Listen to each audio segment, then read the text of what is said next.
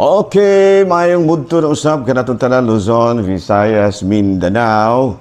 Mayong mudto Philippines, may mudto world, may mudto universe. Ano na po kita manghigala, dining tulumanon sa kahanginan, C.O.A. Catechesis on Air.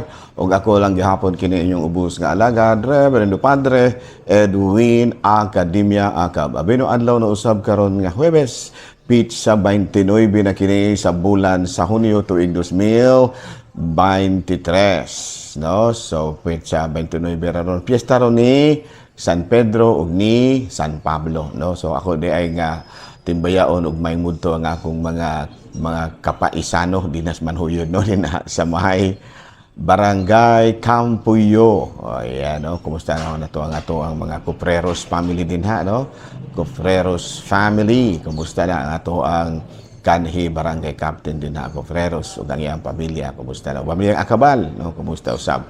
Ato pong tibayaon usab ug mayong mudto din ang atong talahorong mayor diri sa lungsod sa Ayungon, si Mayor Dennis Amancio. Kamusta na Mayor, no? Mayo kubuutan kini among Mayor diri Mahigala sa lungsod sa Ayungon, no? Very active ingon niya na. Abi no, ari kita mahigala sa ato ang CBCP News, balitang simbahan niining kahaponon. Simbahan kamudtuhon di ay, no? Simbahan sa Baclaran gideklara isip usas sa mga pinaka-importanteng kulturanhong propedad sa simbahan sa Pilipinas, no? Nasayra nato nga kini nga simbahan sa Baclaran mao gyud ang dulugukon, no, nga simbahan, no, dito sa Metro Manila, usa sa mga dugukonon sa mga deboto sa Mahal nga Birhen Maria, no, Miyerkules daghan kayo, no, dito sa Quiapo Mabiernes man sana dito, pero sa Baclaran kuan sad na, no, kanang Miyerkules nang inahans kanunay panabaw.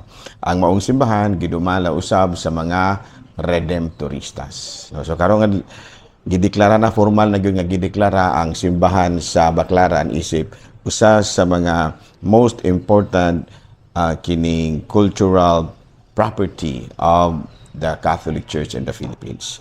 Balita ang gikan sa Vatican manghigala, ang giya sa Espiritu Santo gikinahanglan gyud alang sa panaghiusa. Buti pasabot nga kung ang usa ka lugar, mga katawhan sa lugar sa usa ka lugar dunay giya sa Espiritu Santo, anaa gyud ang panaghiusa. So muna nga mao gyud kana ang paningkamutan nato nga maangkon isip usa ka katawhang Pilipinhon nga kanunay gyud kitang magiyahan sa Espiritu Santo.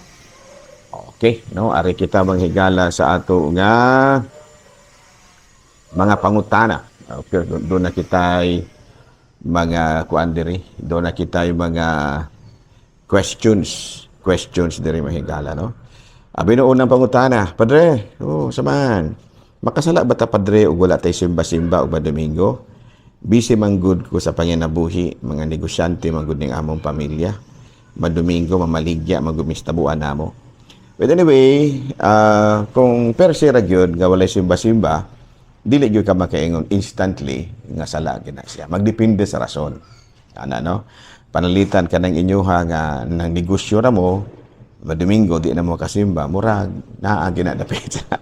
Murag naa ginadapit sa medyo ulosbo ninyo kay medyo sala na sa gamay. Ang buhaton lang siguro, no, kanang doon na may panalitan diri sa Ayungon na may kuan diri kanang anticipated mas masabado, musimba na lang siguro masabado.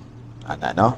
Ana na lamang, no? Unya o panalitan po sa Ayungon gihapon, kung negosyante ta, pwede po sigurong musimba tas alas 5 kay naaman sa tayo alas 5 din. So, in other words, ang pangutana kung wala tay simba-simba Domingo sala ba gyud na, magdepende sa rason. Kay do naman gyud po rason nga ang usa ka tawo di gyud makasimbag Domingo. Usa daan nga rason layo kay simbahan.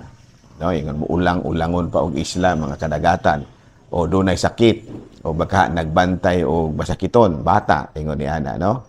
So usa na sa mga ano na trabaho, no, trabaho nga di gyud kabiyaan ingon ni ana, mga kuan na siya mga valido nga mga rason nganong dili ka kasimba ana, no? So kung mangutana ra kay dikta makasala ba ta dita kasimba, dili ta makadikta-dikta og tubag nga ana, no?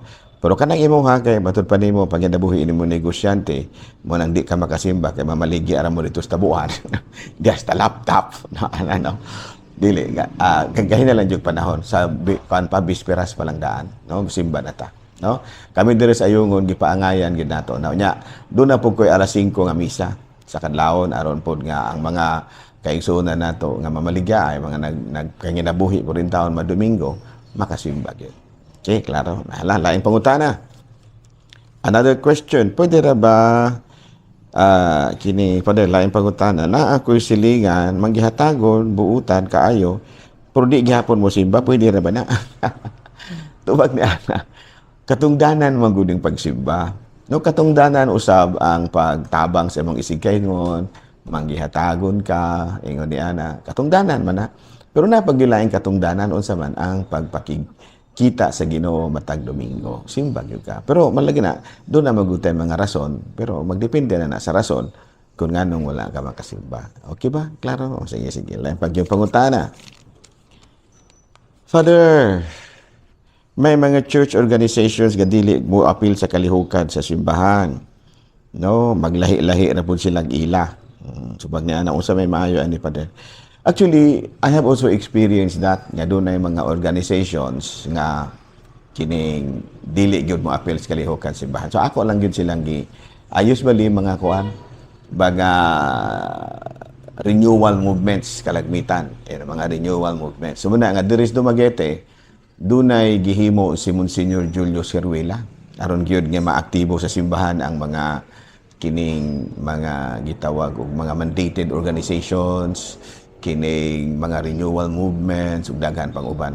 Iyang gihimo og usa ka grupo nga iyahang magiyahan. Gitawag na diri og dormsi.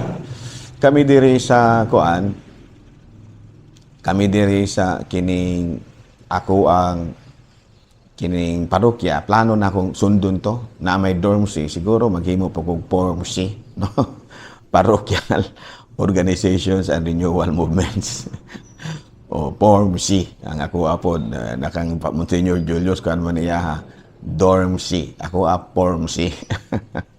Ano man aron magiyahan kay tinuod man gyud na imong giingon sometimes ang mga renewal movements mura og dili na kay sila kay aktiba sa mga kalihukan sa simbahan pero ato nang paningkamutan nga ma-check ana no. Okay, alaing pangutana last na lang pangutana mahigala. May rason nga ang organisasyon dili mutahod sa simbahan. Okay, paano na siya, no? Paano na siya, lalom na ng mga pangutana. Ang anong dili mutahod og simbahan dili. Ang ato na gyud nga i-organize na gyud sila. Sama sa kong giingon diri, sa ako sa diri sa Ayungon, ako gyung gi-organize ang akong paningkamutan imbes sa diocesan movements danay dorm C. Ako form C ni ako. Suhid-suhid po ba? Pero nindot man ang sunsuhiro ng mga good practices ba. Okay? Padre, kung ang pag-abandonar sa mga anak, makasala ba ta anak? Pirting salaan, no? Kaya nga pa, sa unang sulat ni San Pablo nga kang Timoteo, Kapitulo 5, versikulo 8, ang dili mo atiman sa iyang mga paryente, labi na sa mga sakop sa panimalay, nagsalikway sa iyang pagtuo, ug mas dautan pa kaysa dili magtotoo. Oh, gilaliman ka na. Si San Pablo nang giingon ni ana. So atong yung atimanon ha atong mga anak. Nya usa sa mga paagi nga murag giabandona nato ang mga anak mao kining gitawag nato og kanang dili pa eskwelahon, no? Ato ra patrabahoon. Dili na sa maayo. Kinahanglan nga mga bata kuana sila. They are always entitled to good education. So kung doon ay mga libre, bahala na unsa kalisod sa pamilya ato gyud paningkamutan nga makaeskwela. Bisan pa siguro anak ra kag makililimos ato gyud paeskwelahon ang ato ang mga anak. Okay, klaro?